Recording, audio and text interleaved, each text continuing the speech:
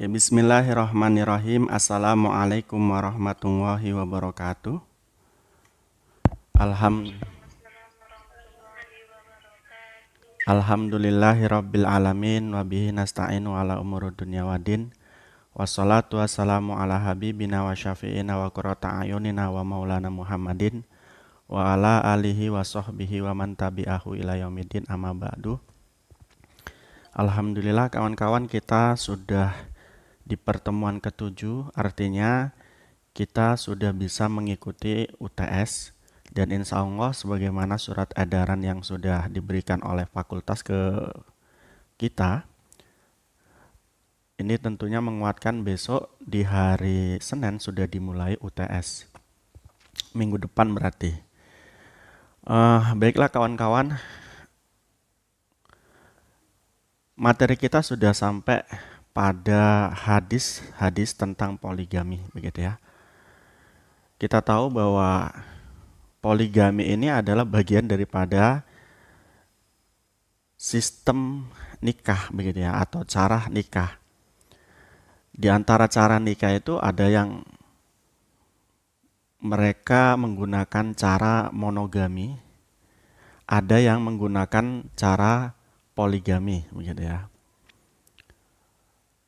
Bahkan di Islam sendiri, meski poligami ini menjadi doktrin di dalam agama Islam, ada sebagian ulama yang juga menginginkan bahwa pernikahan itu harus monogami. Artinya hanya satu istri saja, begitu. Namun tidak jarang dan tidak sedikit yang mengatakan poligami itu adalah termasuk sunnah Rasul, begitu. Nah ini monggolah terserah bagaimana Anda menyikapi poligami dan monogami. Yang pasti saya sendiri menganggap poligami ini adalah bukan satu anjuran, bukan satu yang harus dilakukan, melainkan ketika saya melihat dan membaca beberapa literatur ayat Al-Quran dan hadis, maka kemudian bisa saya simpulkan bahwa poligami ini adalah solusi. Solusi bagi orang yang sudah mapan dalam ekonomi, sudah mapan dalam karir, kemudian dia membutuhkan pendamping yang lebih dari satu, dalam kaitan ini adalah istri lebih dari satu, maka ini solusinya mereka boleh melakukan poligami. Ya, bukan wajib melakukan poligami, boleh melakukan poligami. Ya. Nah, kenapa boleh melakukan poligami? Karena pada saatnya poligami ini tadi saya katakan sebagai solusi, di mana mereka ketika sudah berlebih harta, sudah memiliki tahta, kemudian kalau tidak dibarengi dengan berlebihan istri nanti bisa terjadi perzinahan. Oleh karena itu, dalam posisi semacam ini hukumnya boleh bahkan wajib, begitu ya, poligami. Tapi bagi kita yang notabene kita tidak punya kemampuan untuk menafkahi istri, menafkahi keluarga, dan kemudian andai pun kita tidak poligami, kita sudah bisa menjaga diri kita dari perbuatan zina, maka poligami ini mungkin berhukum boleh atau mungkin nggak afdol, begitu ya, atau tidak afdol kita melakukan poligami, alias hendaknya kita melakukan monogami saja. Nah, hadis-hadis tentang poligami ini ya, tentunya saya akan mencoba memetakan hadis-hadis tersebut, begitu ya. Di mana dugaan saya tentang poligami ini adalah solusi ini bisa terkonstruksikan. Ya. bisa terkonstruksikan. Kita tahu bahwa nikah itu adalah bagian daripada sunnah Rasul dan juga merupakan bagian daripada adanya tanda-tanda Allah, adanya tanda-tanda kebesaran Allah di dalam pernikahan ini. Bagaimana tidak dikatakan di dalam pernikahan ada tanda-tanda kebesaran Allah? Kita tahu sendiri bahwa Allah menciptakan dua makhluk, laki-laki dan perempuan, begitu ya.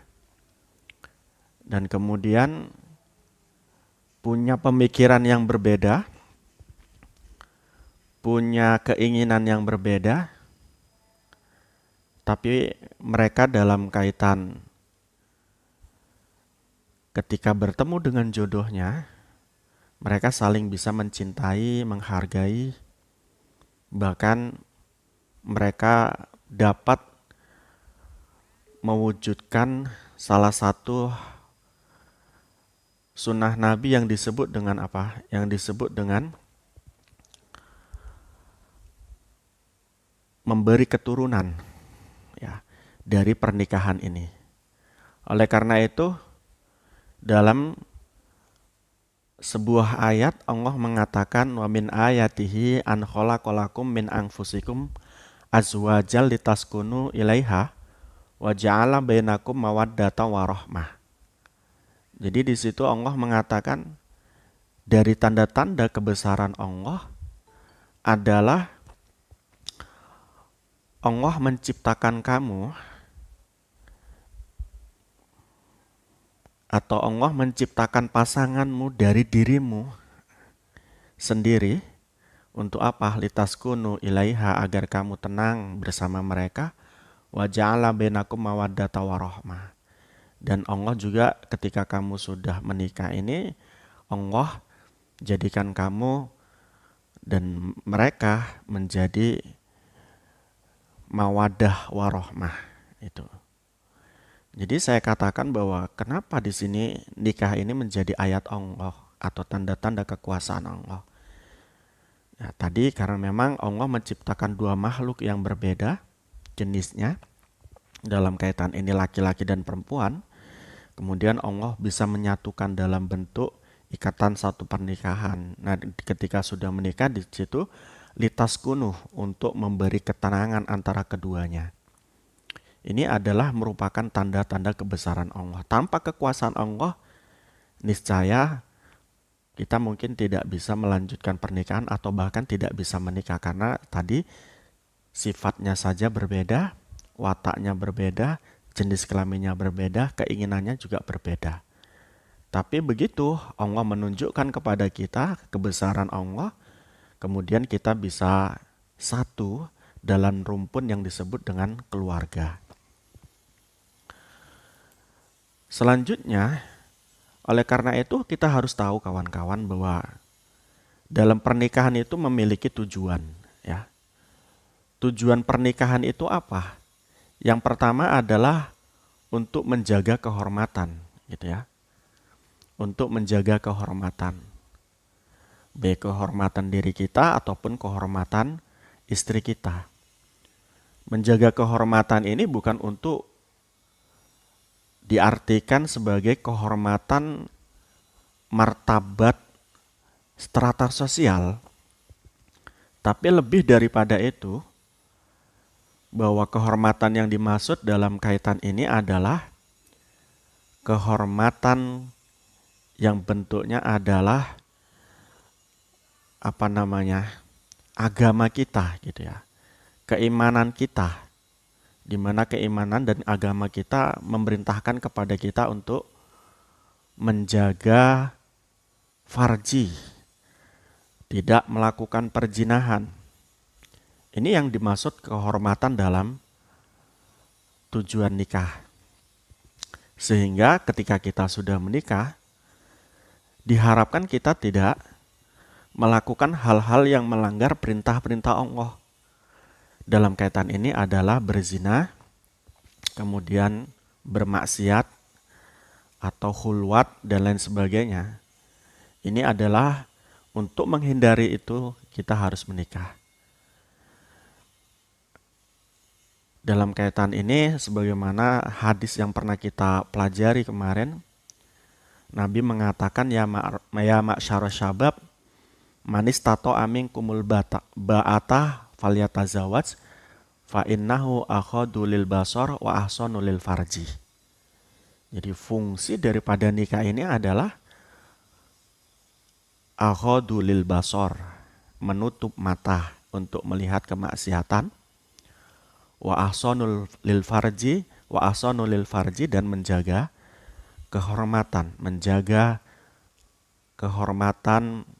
alat kelamin kita. Ini. Yang kedua, tujuan nikah itu adalah untuk mendapatkan keturunan. Untuk mendapatkan keturunan yang soleh dan solihah. Sebagaimana kita tahu bahwa keturunan ini ia menjadi manfaat bagi kita, andai kata kita bisa membentuk keturunan kita ini menjadi manfaat. Karena salah satu dari 3 hal yang tidak terputus saat kita meninggal adalah anak yang soleh dan solihah. Oleh karena itu, produksi anak begitu sebanyak-banyaknya dan kemudian didik anak tersebut menjadi baik agar kita mendapat pertolongan atau mendapat doa dari anak kita. Idza matabnu adama ing qata'a amaluhu ila min salasin shadaqatin jariyatin aw ilmin yantafa'uhu aw waladin yad'ulah. Jika seorang meninggal maka terputus semua amal ibadahnya kecuali 3 perkara, yakni sedekah jariyah, ilmu yang manfaat, dan anak yang solih solihah. Nah, dalam kaitan ini Allah juga memberikan peringatan kepada kita bahwa nikah ini sebetulnya adalah salah satu dari tujuannya adalah untuk mendapatkan keturunan yang solih dan solihah. Dalam surat An-Nahl ayat 7 Allah katakan wallahu ja'ala lakum min anfusikum azwaja wa ja'ala lakum min azwajikum wa ja'alna min azwajikum wa ja'alna lakum min azwajikum banina wa hafadata wa razaqakum minat thayyibat, gitu ya. Jadi Allah itu menjadikan bagimu pasangan, yakni suami istri dari jenis kamu sendiri, dan menjadikan anak dan cucu bagimu dari pasanganmu tersebut serta memberimu rizki dari yang baik. Jadi tujuan pernikahan itu tadi adalah untuk mendapatkan satu keturunan menurut An-Nahl 72.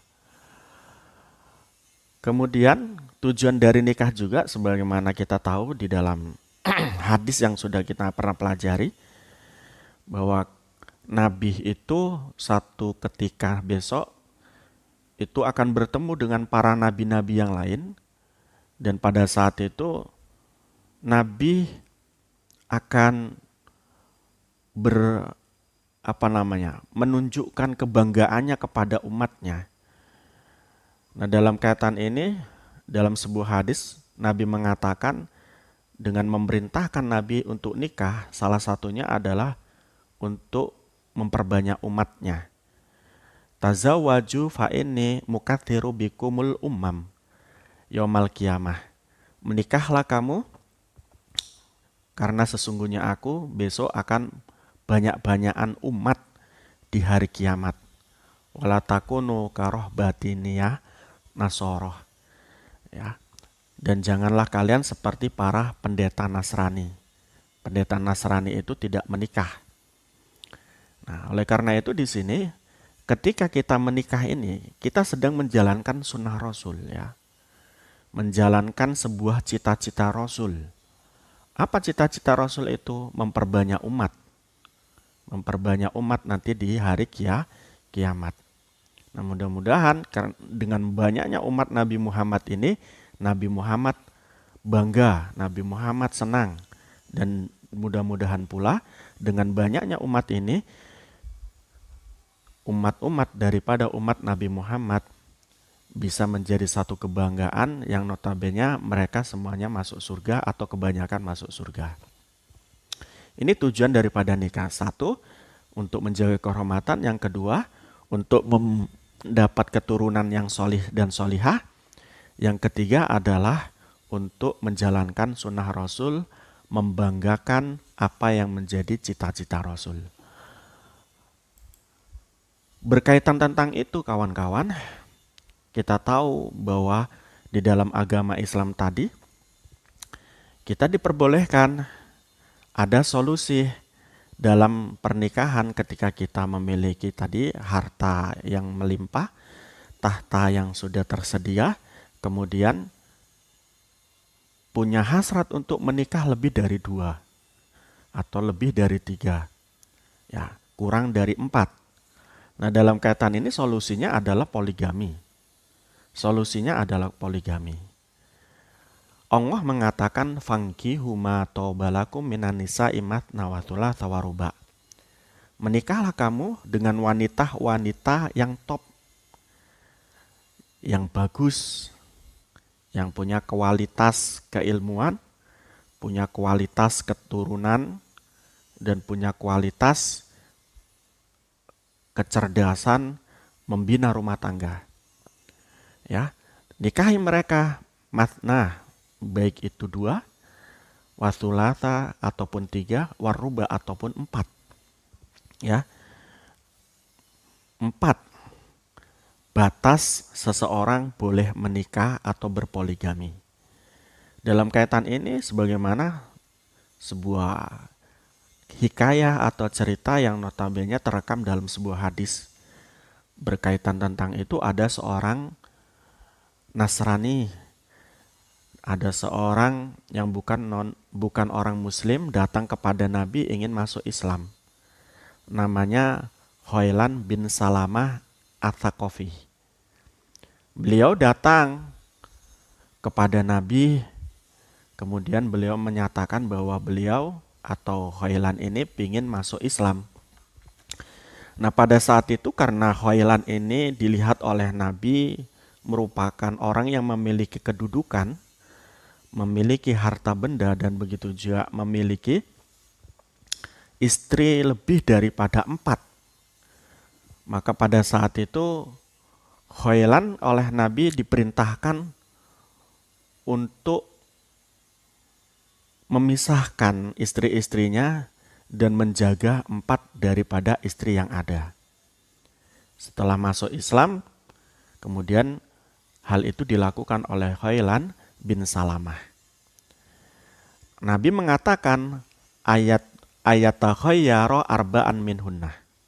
Jadi Nabi memerintahkan bahwa Hoilan bin Salamah ini meninggalkan istri-istrinya yang lain dan memilih 4 orang istri saja.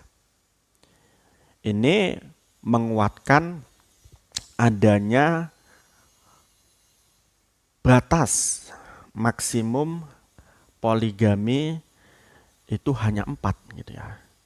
Meski di situ Nabi melakukan poligami sampai 9 orang, tapi bagi umat hanya diperkenankan hanya 4 saja. Sebagaimana tadi menyikapi Hoilan yang pada saat itu memiliki istri kalau nggak salah itu 11 atau 10 begitu ya. Maka kemudian beliau mengatakan tinggalkan yang lain, jaga yang 4 atau pilih yang 4. Hadis ini riwayatnya banyak sekali ya tentang Hoilan ini. Dalam kaitan ini tadi menurut Tirmidzi atau hadis yang diriwayatkan oleh Tirmidzi, Nabi mengatakan at-takhayyaru arba'an minhunna. Kemudian hadis yang diriwayatkan oleh Ibnu Majah, wasalimahud minhunna arba'an. Ya. Kemudian yang diriwayatkan oleh Imam Ahmad, ikhtar minhunna arba'an.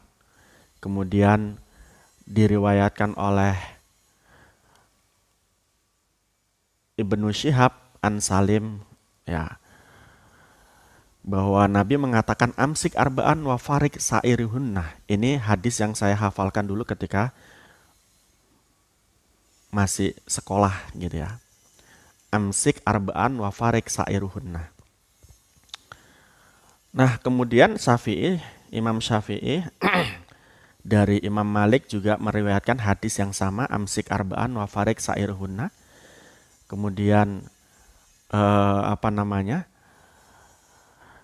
Imam Syafi'i meriwayatkan dari Sami ibnu Abi Zinad juga sama, amsik arba'an ataihunna syi'ta wa farik uhor ya. Ada hadis macam itu. Jadi beberapa riwayat menyatakan bahwa riwayat ini seolah-olah merupakan bukan hadis ahad tapi hadis mursal. Lafadznya berbeda-beda.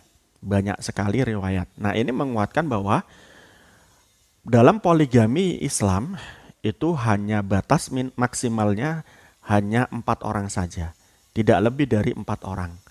Nah, sementara yang menafsirkan bahwa fankihu ma tobalakum minan nisa'i matna wa thulatha wa ruba, yang wawunya itu merupakan wawu diartikan tambah atau kali, itu adalah salah. Jadi kalau kita mengikuti mereka yang menafsirkan wawunya itu adalah wawu tambah, bukan wawu litahyir, bukan wawu untuk memilih, maka dalam kaitan ini salah. Karena apa? Kita punya hadis ini.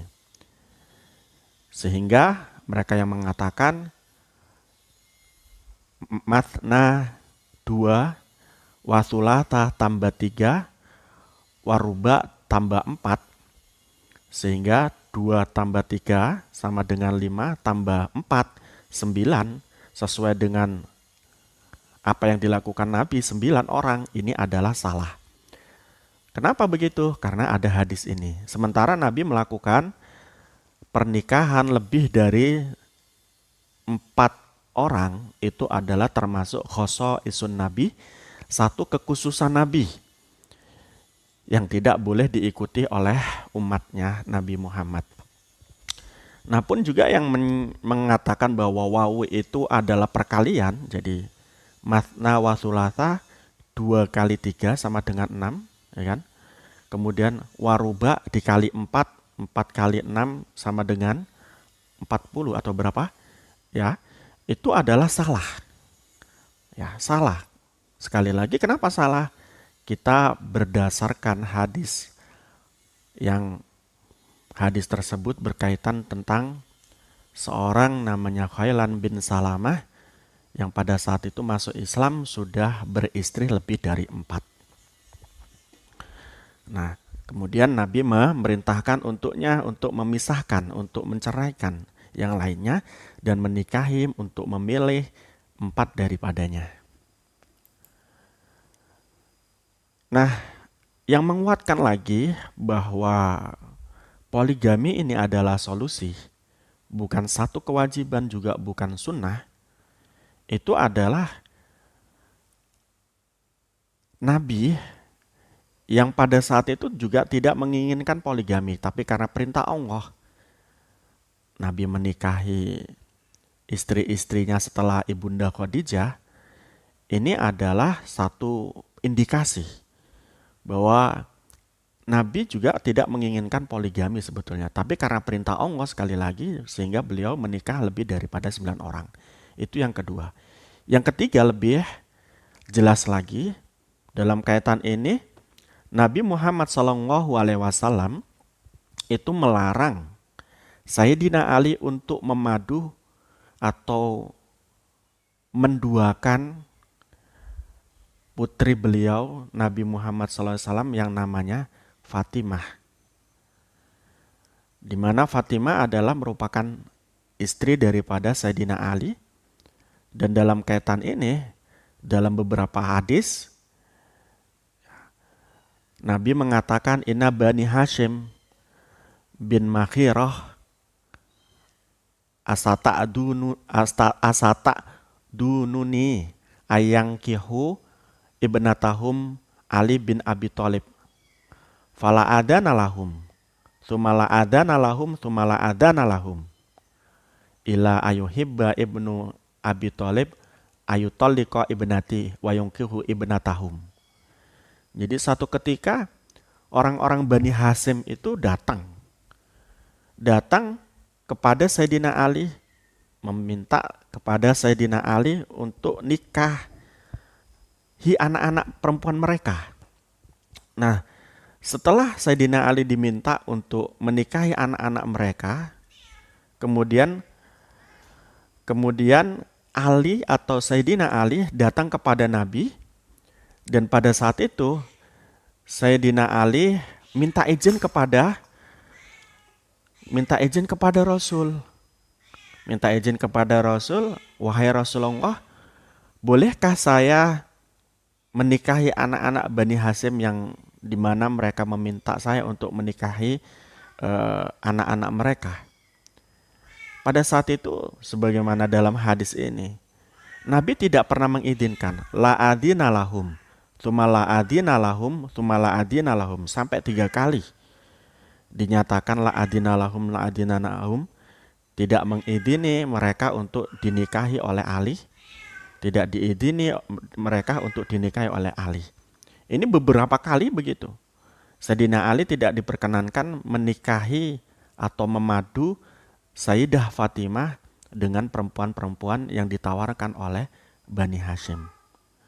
Dalam riwayat lain mengatakan, inilastu ahrama halalan walakin wallahu la yajtami'u binta Rasulillah sallallahu alaihi wasallam gitu ya, binta Rasulillah sallallahu alaihi wasallam wa binti adungwah makanan wahidan abada. Kata Sayyidina Ali, sungguh aku tidak mengharamkan yang halal, tapi demi Allah tidak akan bersatu putri Rasulullah SAW dengan putri dari musuh Allah dalam satu tempat selama-lamanya. Ini menunjukkan bahwa lagi-lagi Nabi tidak mengizinkan kita atau tidak mengizinkan Sayyidina Ali untuk melakukan poligami. Nah, dari siratan hadis ini sebetulnya sekali lagi poligami adalah solusi bagi mereka yang tidak puas, bagi mereka yang punya kelebihan harta, bagi mereka yang tidak menghargai atau mencintai selamanya istri-istri mereka, maka mereka daripada mereka bercerai, daripada mereka melakukan tindakan KDRT, maka nikah poligami atau poligami merupakan solusi. Nah, dalam kaitan ini, karena poligami ini merupakan solusi, dalam pernikahan poligami ini ada syarat, di mana syarat tersebut ini mempersulit seseorang untuk berpoligami. Nah, dalam kaitan itu, apa syarat yang mempersulit orang itu untuk poligami? Adalah memiliki sifat adil. Memiliki sifat adil. Adil dalam kaitan ini adalah adil dalam nafkah batin dan nafkah dhahir. Adil dalam kaitan ini adalah tadi, tidak terjerumus dalam lembah kenistaan, baik itu KDRT ataupun berselingkuh, kan gitu. Jadi sudah menikah lebih dari 2 orang atau 3 orang dan menikah 4 orang, masih saja melakukan kekerasan dalam rumah tangga, masih saja menelantarkan istri, masih saja melantarkan anak-anaknya, masih saja tidak adil terhadap istri-istrinya dengan cara berselingkuh dan lain sebagainya. Maka dalam kaitan ini tidak bisa, sama saja nikah lebih dari 1 orang atau tidak lebih dari 1 orang. Oleh karena itu, adil ini menjadi syarat seseorang untuk bisa menikah lebih dari 1 orang. Dalam kaitan ini, dalam sebuah hadis yang diriwayatkan oleh Abu Hurairah radhiyallahu an, Nabi pernah mengatakan, "Mangkana lahu zaujatani, famalah ila ahadima fil qismi, ja'a yaumal qiyamati wa ahadu syaqihi ma'ilan." Ketika seseorang itu menikah lebih dari satu orang istri, kemudian orang ini kok condong salah satu istrinya, maka lihatan nanti di hari kiamat. Ia akan datang kepada hari kiamat kelak salah satu betisnya dalam keadaan miring, jompleng begini. Itu begitu. Ini menunjukkan dia tidak adil itu. Jadi siksaannya itu di hari kiamat, dia akan tersengok-sengok karena kakinya itu pendek sebelah atau mungkin kakinya sakit sebelah. Karena tidak adil terhadap salah satu dari istri-istrinya. Itu begitu. Ini ancaman Nabi bagi mereka yang tidak adil dalam beristri lebih dari satu orang. Oleh karena itu susah kawan-kawan. Kalau mau jujur bahwa kita adil atau tidak, kita bisa adil atau tidak dalam berpoligami. Ini pasti akan begitu. Jadi Nabi itu memiliki istri banyak itu. Itu dengan adilnya Nabi. Tidak condong kepada yang lain hatinya, ya. Semuanya dianggap sama begitu. Bahkan dijadwal untuk kapan beliau di rumah istri satu, kapan beliau berada di rumah istri yang lain. Hal ini berkaitan tentang apa? Berkaitan tentang keadilan. Nah, daripada itu juga dalam mengurus anak. Dalam mengurus anak Nabi sukses kawan-kawan. Ya. Putri-putri beliau, putra-putra beliau yang setidaknya ada 7 orang itu semuanya jadi orang-orang hebat semua. Bahkan cucu-cucu beliau, keturunan beliau hebat-hebat semua. Kalau kita bisa memastikan itu, memastikan anak kita nanti ketika poligami akan jadi hebat juga, tidak ada kecemburuan, tidak ada mental yang down dan lain sebagainya, silahkan berpoligami. Jadi dalam berpoligami ini jangan mikir diri sendiri. Jangan mikir diri sendiri. Berpikirlah bagaimana nanti anak dia harus berhadapan dengan kawan-kawannya, punya bapak, istrinya lebih dari 2 orang. Kemudian dia harus berhadapan dengan lingkungan masyarakatnya. Ini menjadi sesuatu yang nanti pada gilirannya akan mengedonkan itu. Nah, selanjutnya ada orang yang mengaku-ngaku, "Alah, itu kan hanya cerita saja. Itu kan hanya anggapan saja. Lah buktinya anak saya dan lain sebagainya biasa-biasa saja." Itu kata siapa? Hati itu tentu tidak bisa dibohongi.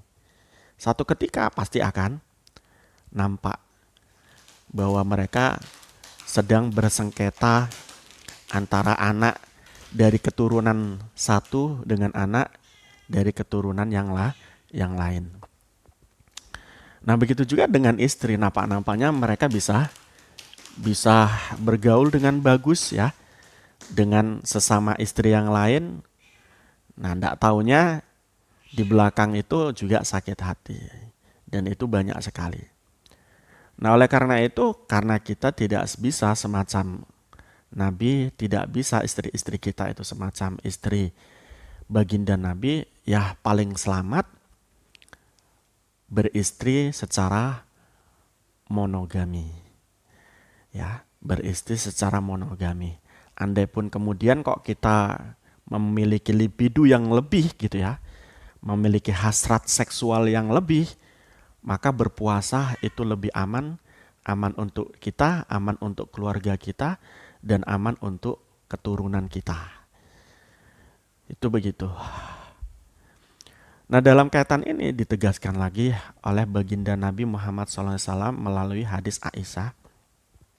Karena Rasulullah SAW la yufaddilu ba'duna ala ba'din fil qismi minal mukthihi indana. Nabi Muhammad itu ketika menikah lebih dari 2 orang, lebih dari 3 orang, itu beliau tidak pernah mengunggulkan satu istri diunggulkan dari yang lainnya. La yufaddilu ba'duna ala ba'din minal kismi. Tidak satu pun mereka mempunyai kelebihan diunggulkan oleh Rasul. Semuanya sama. Semuanya sama. Ini Rasulullah. Dan yang menyaksikan adalah ibunda Aisyah sendiri, istri daripada Rasulullah. Wa kana qala yaumun illa wa huwa yatufu alaina jami'an. Ya.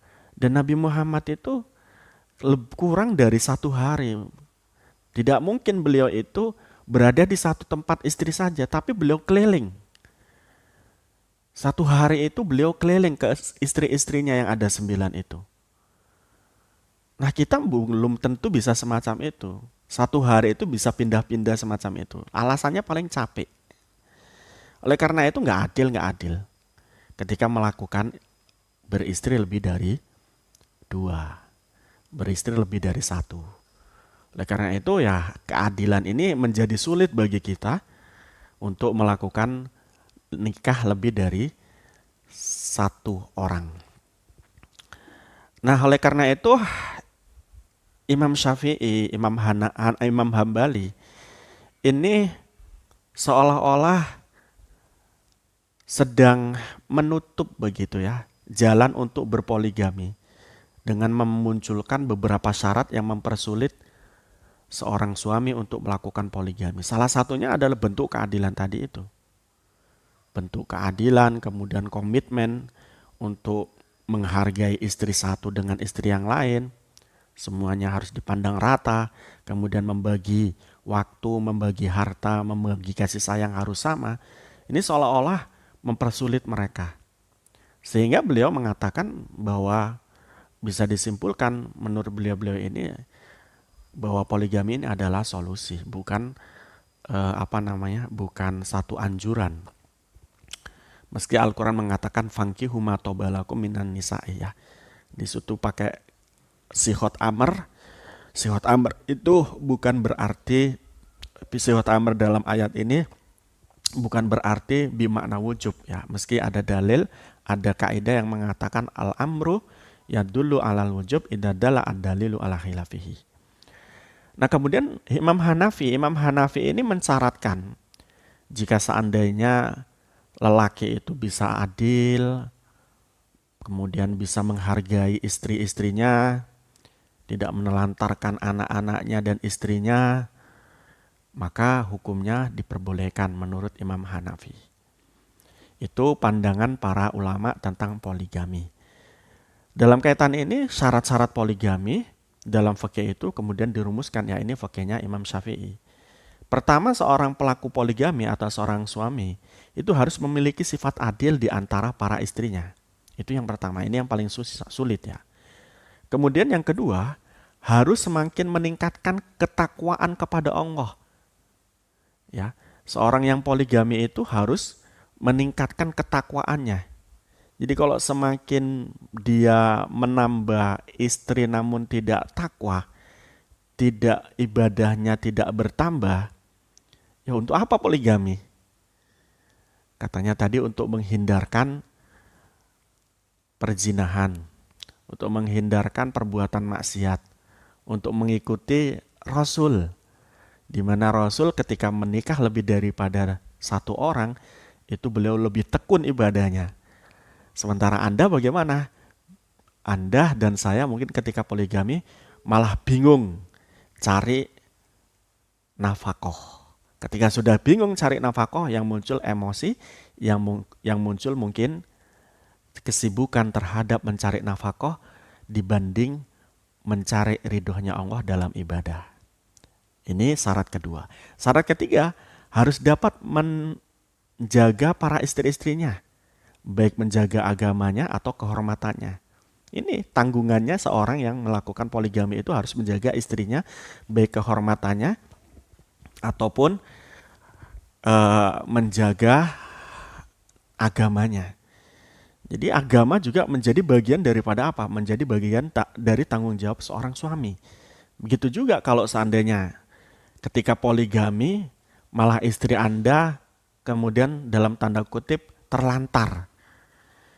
Ya, jarang disentuh, jarang dikunjungi sehingga pada gilirannya dia selingkuh.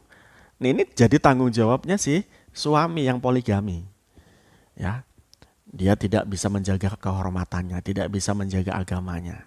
Atau malah ketika poligami nggak dinafkahi nyolong, nah, repot lagi itu. Itu menjadi dosa besar bagi suami.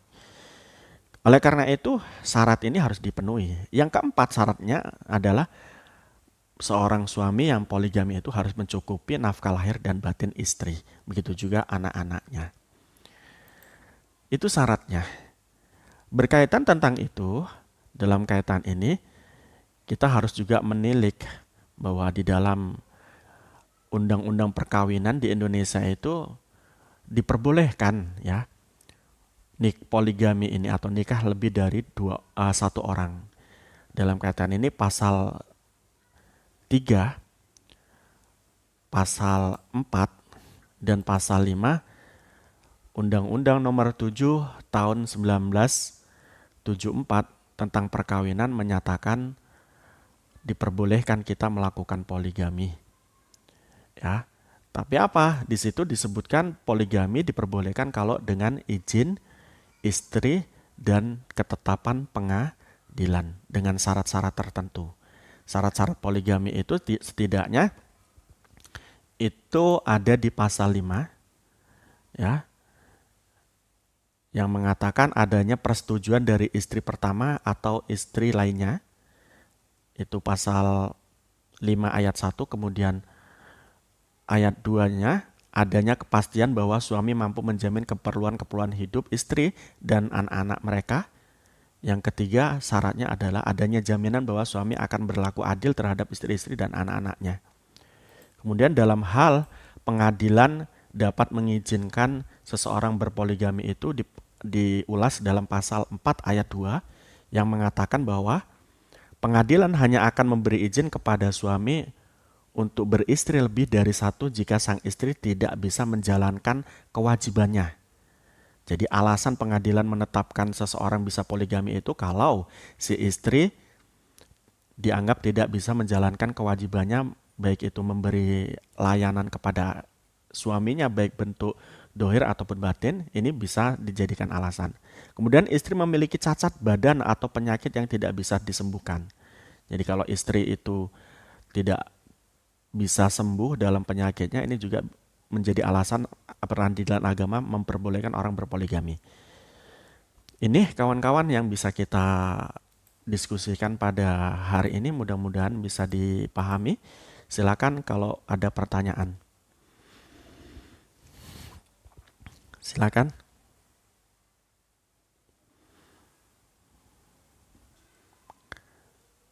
Halo?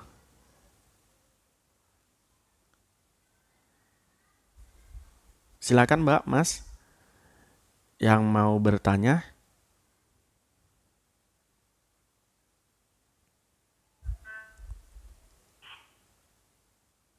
Nggih, nggih, nggih, siap.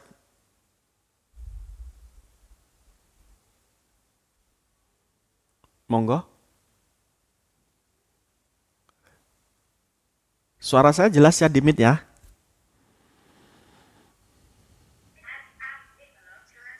Jelas ya. Oke, silakan yang mau bertanya. Kalau tidak bertanya ya enggak apa-apa. Bisa kita tutup.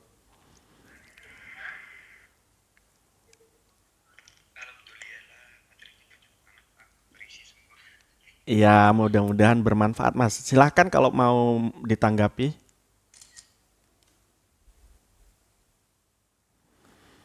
Ada enggak yang ditanggapi? Mas Dimas, apa Mbak Siva? Silakan Mbak Siva.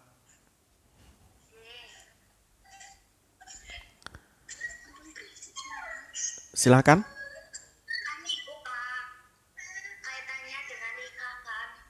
Mm-mm.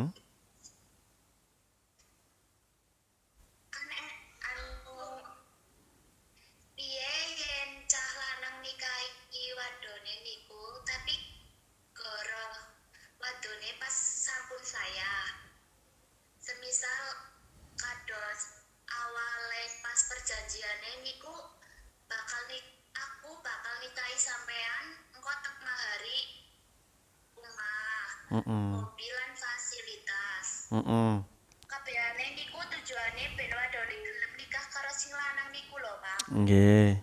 Lah, pas sampun halal wadone nagih janjine niku Mm-mm. pripun hukume nikah karena ada yang dirugikan atau kebohongan yang hak. Nggih. Eh, Kemarin kita sudah membahas tentang hadis tentang mahar begitu ya. Di mana hadis tentang mahar itu kita jelaskan bahwa mahar yang dijanjikan ini menjadi hutang gitu ya. Mahar yang dijanjikan dalam pernikahan menjadi hutang. Sehingga apa yang dijanjikan yang berupa mahar itu ketika itu adalah bentuknya mahar tidak ditepati, maka selamanya akan menjadi hutang.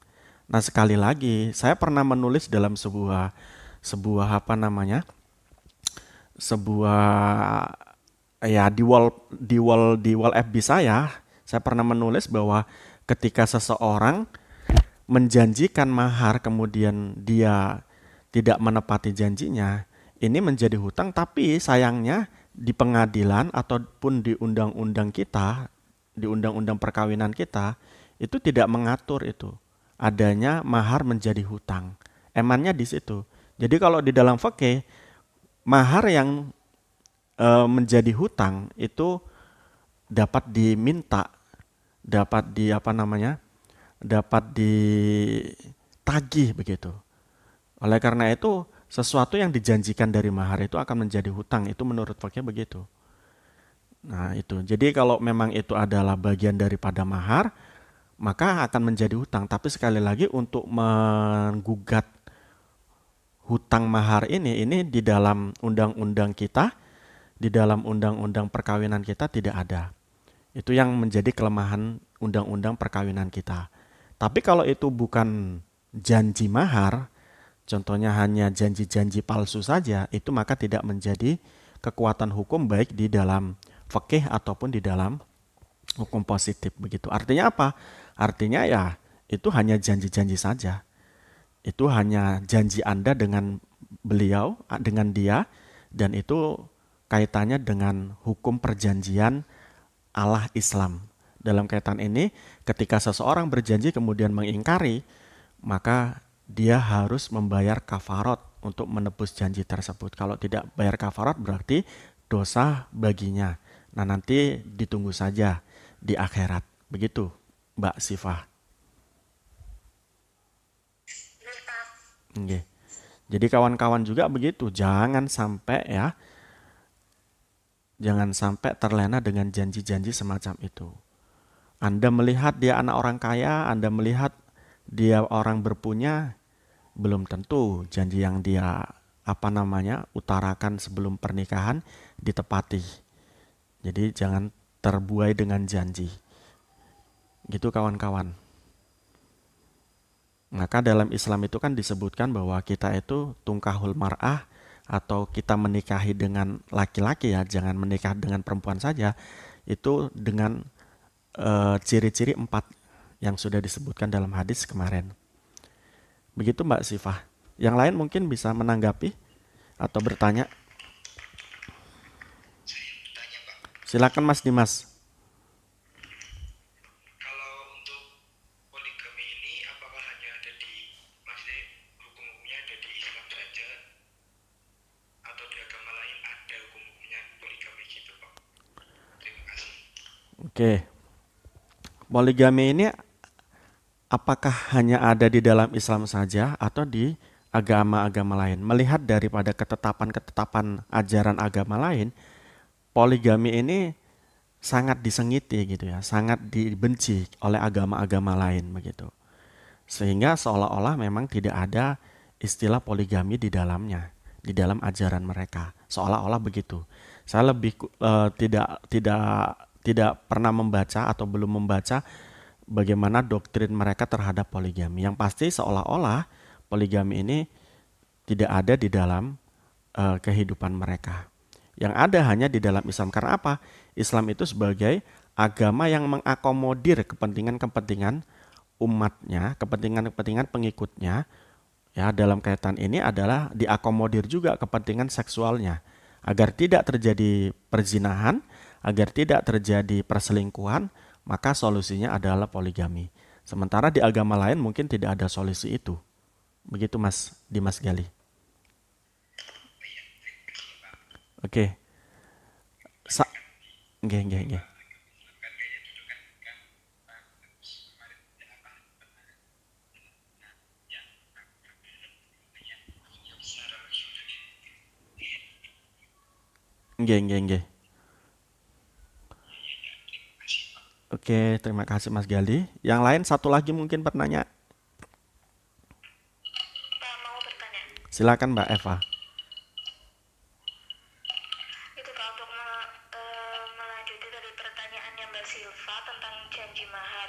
Itu semisal suaminya kan berjanji tentang mahar, nah tapi belum sempat memenuhi, tapi suaminya udah meninggal, itu janji maharnya dapat dipenuhi oleh keluarga atau bagaimana Pak?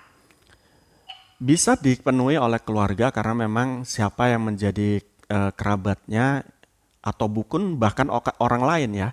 Dalam Islam itu ada istilah doman, ada istilah takaful, ya. Dua istilah ini atau akad takaful dan doman ini adalah bagian daripada transaksi-transaksi penanggungan, begitu ya. Jadi seandainya Anda melihat orang punya hutang, kemudian dia tidak mampu membayar, kemudian Anda kasihan kepada orang tersebut, Anda bayar, itu boleh. Itu boleh. Nah, dalam kaitan ini, Islam juga memperbolehkan kebaikan tersebut. Artinya apa? Andai kata si laki-laki tidak mampu membayarnya atau tidak mau membayarnya, kemudian keluarganya membayarnya. Ini menjadi sesuatu yang alhamdulillah jangan ya. Gitu.